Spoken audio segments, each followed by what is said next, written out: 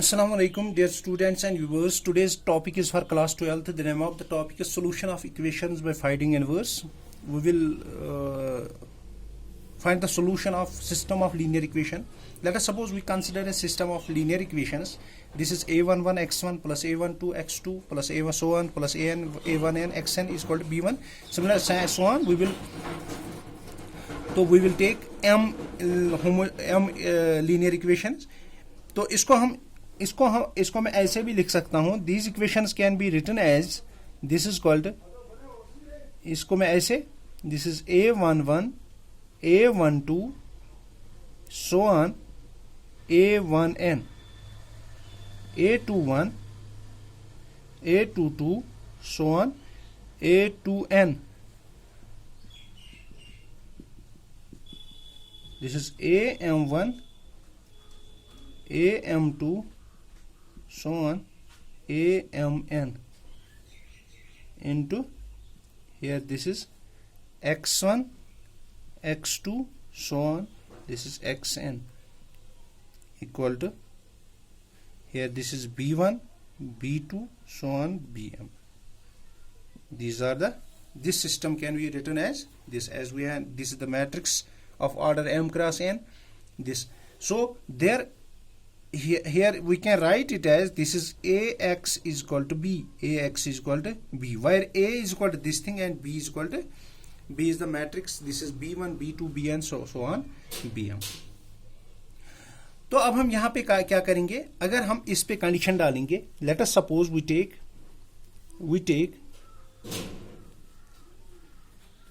let us suppose we take, let a be non-singular, let a be non-singular,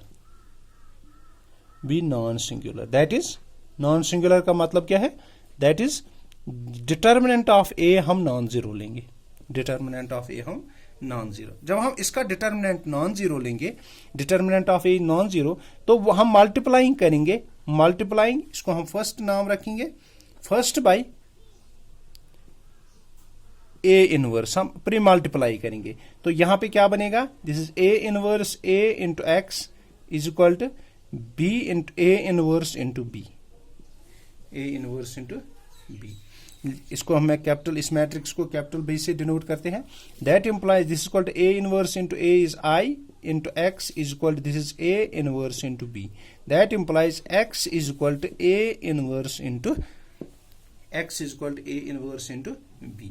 तो x के बदले hence x क्या हमारे पास है, this is x1 x2 so on xn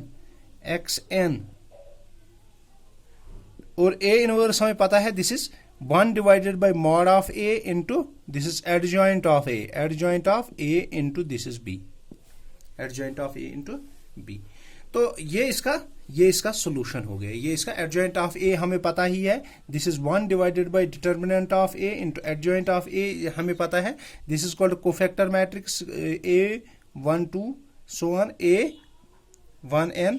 similarly यहाँ पे a is capital a21 a22 so on a2n so on यहाँ पे am1 am2 so on amn. तो इनटू क्या है matrix, this is b1 b2 so on bm. तो ये हो गया इसका सॉल्यूशन. तो अब हम यहाँ पे कंसिस्टेंसी और इनकंसिस्टेंट इक्वेशन की बात करते हैं.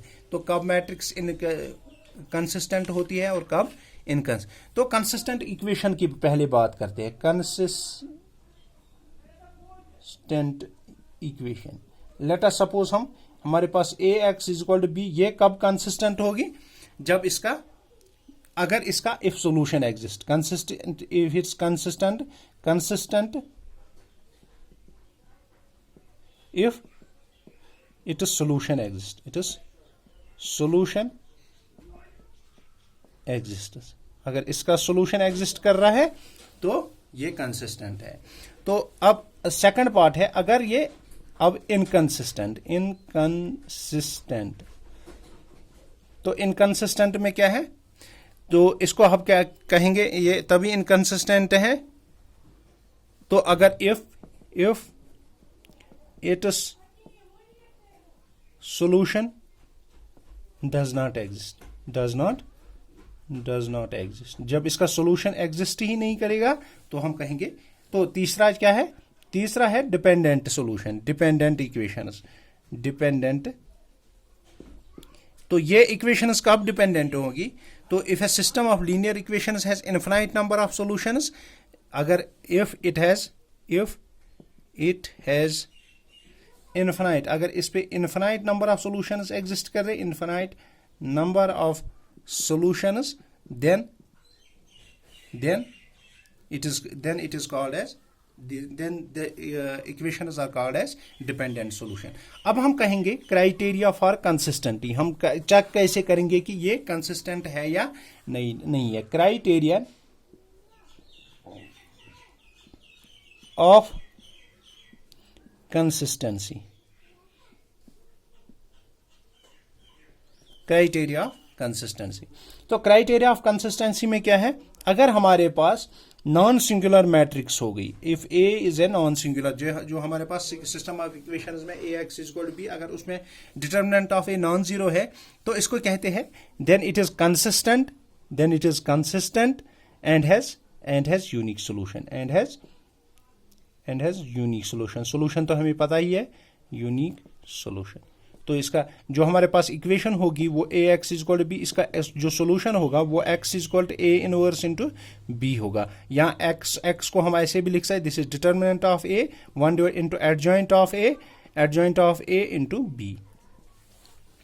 तो अब हम सेकंड पार्ट की बात करते हैं. अगर हमारे पास ये सिंगुलर हो गई, अब यहां तक तो नॉन सिंगुलर थी, अब हमारे पास ए डिटर्मिनेंट ऑफ ए 0 हो गया, एंड जो हमारे पास adjoint of A into B, adjoint of A अगर ये 0 हो गया, अगर ये भी 0, देन इस टाइम भी देन द सिस्टम इज ये इस टाइम भी कंसिस्टेंट होगा, सिस्टम कंसिस्टेंट होगा, and has infinitely many solution, and has infinitely many solution. इस टाइम भी कंसिस्टेंट होगा लेकिन इस टाइम इन्फिनिटली मेनी सॉल्यूशंस होगा. तो अब हम थर्ड पार्ट की बात करते हैं. अगर हमारे पास ये सिंगुलर हो गई and adjoint of A into B, वो नॉन जीरो हो गया, then the system is inconsistent.